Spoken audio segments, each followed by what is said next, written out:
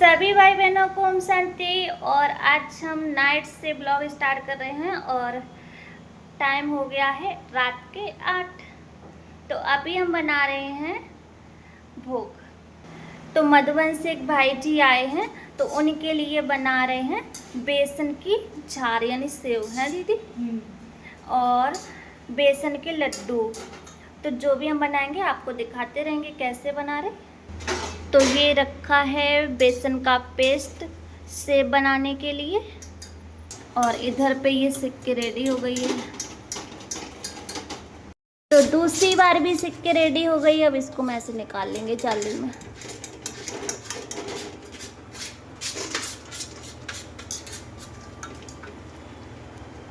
तो ऐसे कढ़ाई पर रख लेते हैं इसको टिट्टी को, और ऐसे फिर निकालते हैं बेसन की झार।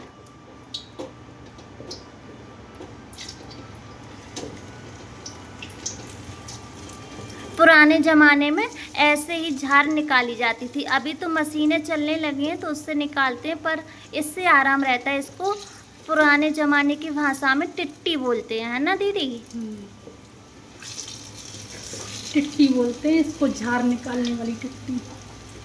पहले यही हुआ करती थी सबके यहाँ। इससे जल्दी हो जाता है काम और आराम भी मिलता है। जो मशीन होती ना उसमें क्या है कि बेसन ख़त्म हो जाए अंदर बेसन का पेस्ट, फिर उसको निकाल के फिर से भरना पड़ता है। और इसमें डायरेक्ट रख दो ऊपर और हाथ से ऐसे घिसाई कर दो, नीचे निकल जाती है। तो अभी हम सेक रहे हैं पोहा। तो ये है पोहा, और इधर पे ये थोड़ा सा मैंने जाली में सेक भी लिया है। ऐसे जाली में सेको तो अच्छे से सिक जाता है और ऑयल खराब नहीं होता।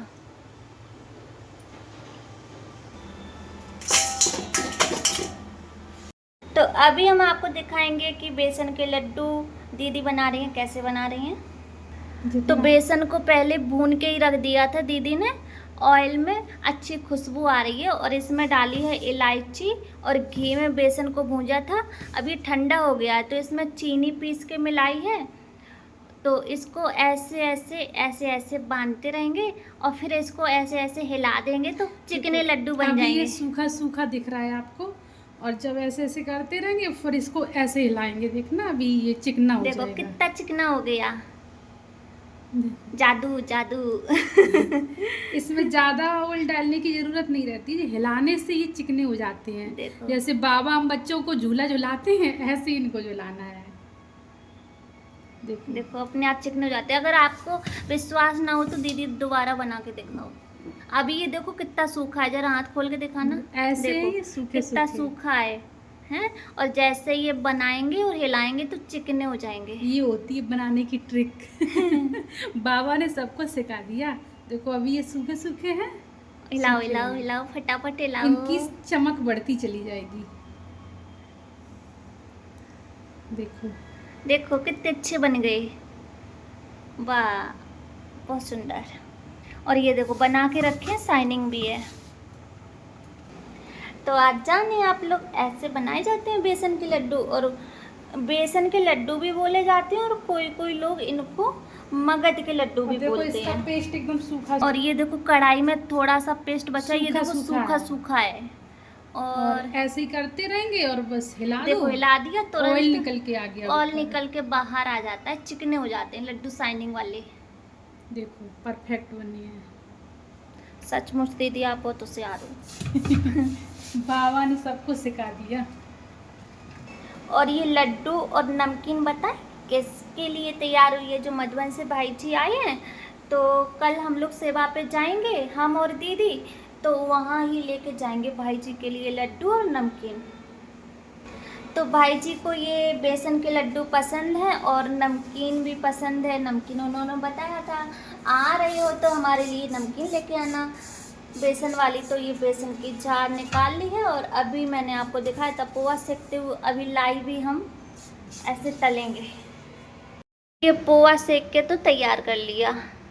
अब हम सेकेंगे ये लाई सेकेंगे नहीं, तलेंगे। और ये ले लिया है ऑयल, ऑयल अभी गर्म हो रहा।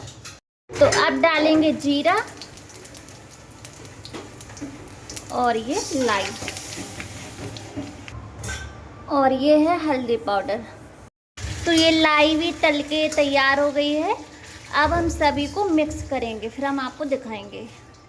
तो ये मैंने पोहा और लाई को एक साथ मिक्स कर लिया। अब इसमें डालेंगे वो बेसन की झार सेकी हुई।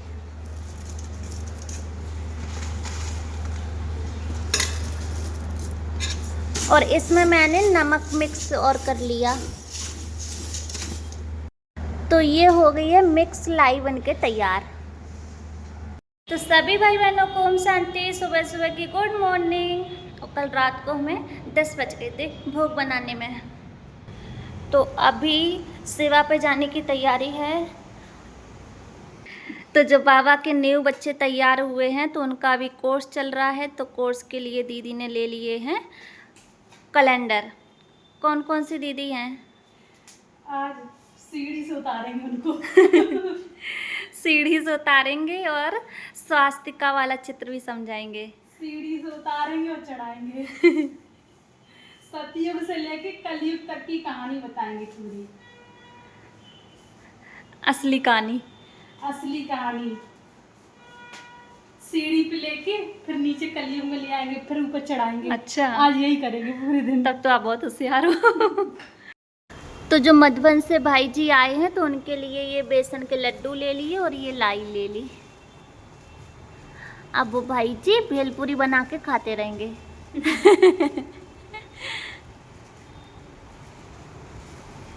अभी हम जा रहे हैं बाबा की सेवा पर। और ऑटो वाले भैया को फ़ोन किया था तो वो फ़ोन नहीं उठा रहे, उनका फ़ोन नहीं लग रहा है। तो देखो आज की सेवा तो राम भरोसे है। कैसे जाएंगे कैसे पहुंचेंगे, भगवान भरोसे है।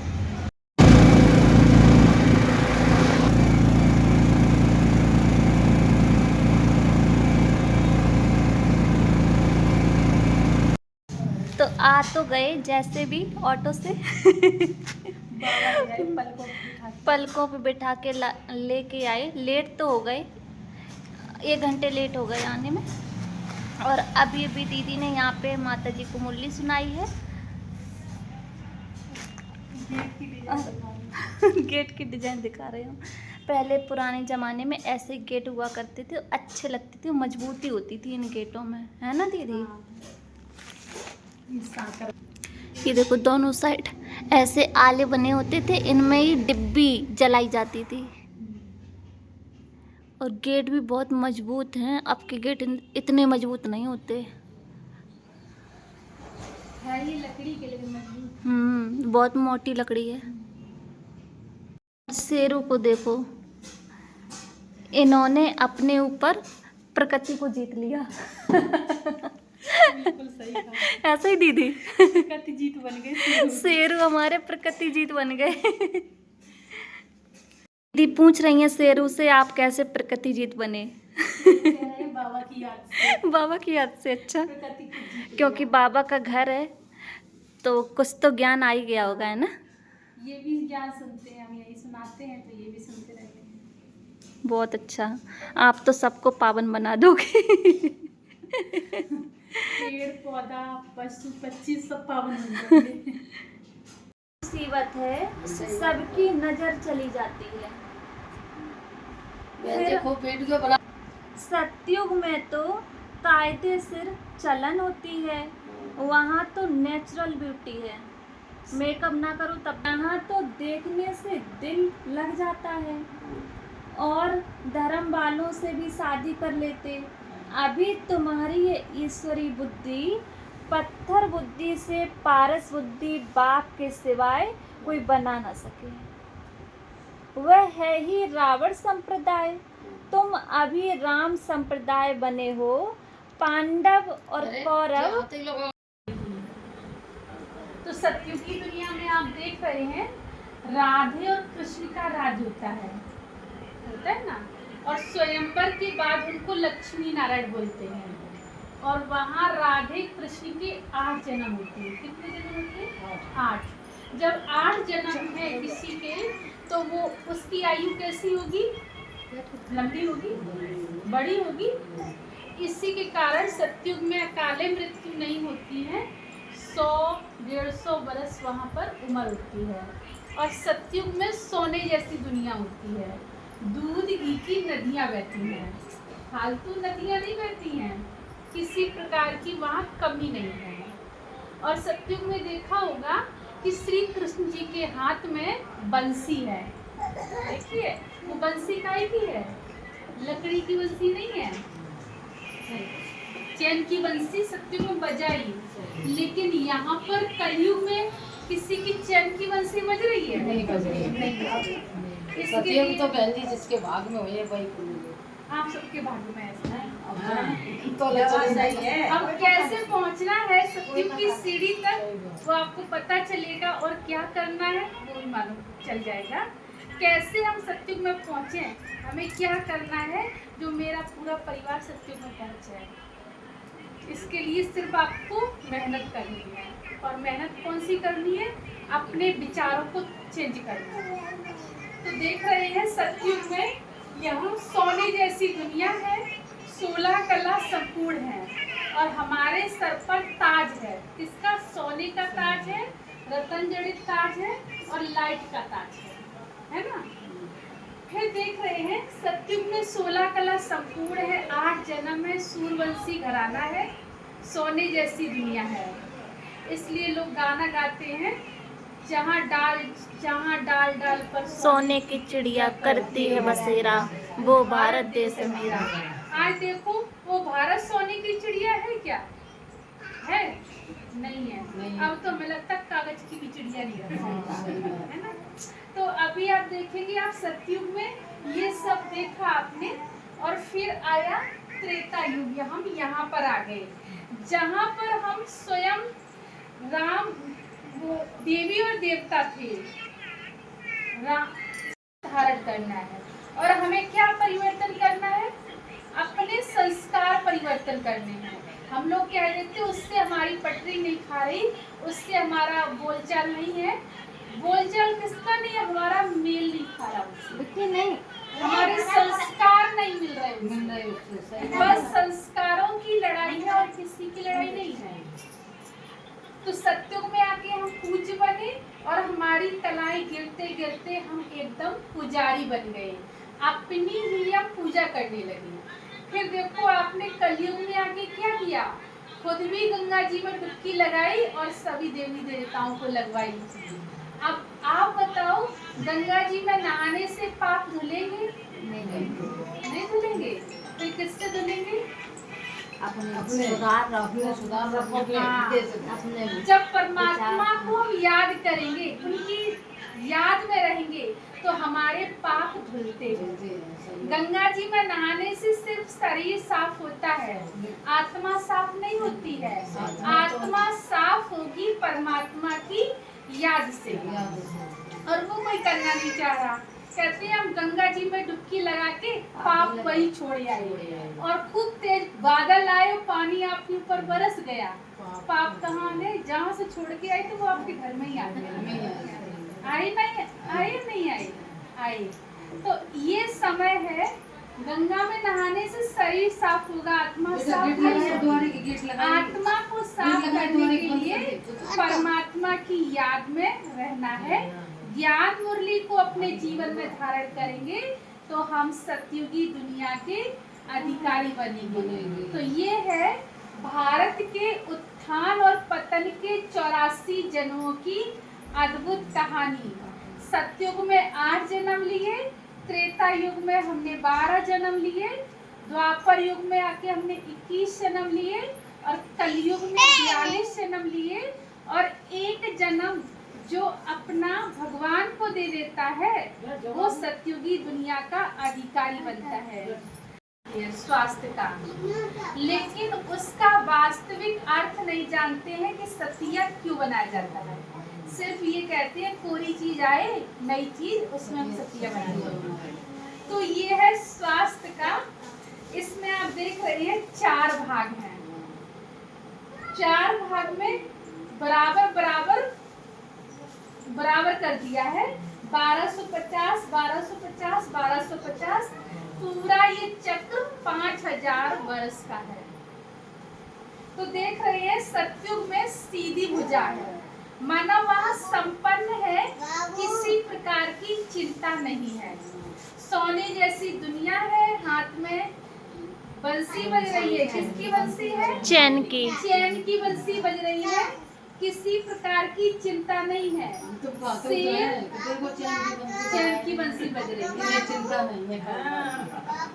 ये होता है ना। फिर दिखाते हैं सतयुग में शेर और गाय एक घाट पे पानी पीते हैं, और यहाँ कलयुग में शायद भाई भाई भी नहीं पीते। सही बात है।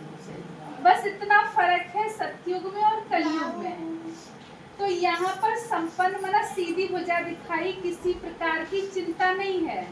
और सतयुग में हमारे सर पे ताज हैं, और यहाँ पर कलयुग में जिम्मेदारियों की पुटरिया लादे हैं। अब किसकी पुटरिया वो भी बताएं। स्वयं की चिंता, फिर अपने ब्याह शादी की चिंता, बच्चों के पढ़ाने लिखाने की चिंता, गृहस्थी की चिंता, फिर बच्चों की शादी की चिंता, फिर अपने बुढ़ापे की चिंता कि मेरा बुढ़ापा कैसे कटेगा, बच्चे तो चले जाएंगे। इतनी चिंताओं का बोझ लेके हम चलते जा रहे हैं। मनुष्य मरने के बाद एक बार चिता में जलता है, लेकिन जीता जागता इंसान कितनी बार चिंताओं की चिता में वो जलता ही रहता है। इसके कारण वो जर्जरी भूत अवस्था हो जाती है, कमजोर है वो 40 का लगता है 60 का, चिंता के कारण। आज टेंशन से 80% बीमारियां पैदा हो रही हैं, लेकिन हम लोग समझ नहीं पा रहे चिंता किसकी है। चिंता क्या है? हमने जो सोच रखा है ये मेरे पास भी होना चाहिए, गाड़ी होना चाहिए, बंगला होना चाहिए, लेकिन वो मिल नहीं रहा है तो हम सोचते हैं इसको क्या सोचोगे। बच्चे, अगर मेरा बच्चा कितना भी अच्छा हो, एक दिन गलती कर देना तो हम गुस्सा हो जाते हैं उसके ऊपर कि रोज रोज समझाओ उनको, उनकी समझ में ही नहीं आता है। लेकिन परमात्मा हमसे हमेशा कहता है मीठे बच्चे, कहता है ना। तो क्योंकि वो इसलिए कहता है, परमात्मा ने हमारा संपूर्ण स्वरूप देखा, उसने कमी नहीं देखी कि इनके अंदर ये कमी है। और हम सबके अंदर क्या देखते हैं? कमी देखते हैं। तो हमें क्या देखना है उससे? क्या देखना है? अच्छाई देखनी है। और अच्छाइयाँ हम कैसे देख सकते हैं पता है? अच्छाइयाँ देखने का तरीका, अच्छाइयाँ हम ऐसे देख सकते हैं। अब आपसे ये पूछेंगे कैसे अच्छाई को देखना है। रावण महाराज को सब लोग जानते हैं, जानते हैं कैसे है वो? बताओ कैसे है? खराब है। हाँ, आप ही लोग ने कहा खराब है। तो अब क्या करना क्या है? रावण से ज्यादा भीषण खराब। ये खड़े हैं रावण महाराज, है ना। अब ऐसे व्यक्ति के अंदर आपको 4 अच्छाई देखनी है, तभी समझ में आएगा। ऐसे रावण की महाराज के अंदर आपको 4 अच्छाई देखनी है। बताओ, देख सकते हैं 4 अच्छाई? वो जो बताओ कौन सी अच्छाई है उनके अंदर? बताओ। ये रावण की खड़े हैं। हाँ, शिव जी के पुजारी थे वो। हाँ, पहली विशेषता उनकी शिव जी के पुजारी थे, और दूसरी विशेषता रावण ने मतलब करो तो अच्छो हो, हाँ, लेकिन बुद्धिमान बहुत थे। बुद्धिमान थे, तो अच्छाई हो गई। सीतो जी से आंख नहीं लगाई, आंख नहीं लगाई, हरण करके जरूर लाए, लेकिन उन्होंने टच नहीं किया। इतनी उनके अंदर पवित्रता थी। 3 अच्छाई हो गई। अब एक और बताओ जल्दी से। दूसरी बार रावण को मरने तो राम के हाथों उनका उद्धार होना था, इसलिए उन्होंने ये किया था। वो होते ना तुझे राक्षस कैसे मरते? राक्षस विनाश करते। विनाश कैसे? अगर रावण की रचना न रचते। तभी जब उन्होंने शरीर छोड़ा तो उनके मुंह से क्या निकला? ओ राम, हे राम। शास्त्रों का उनको ज्ञान था।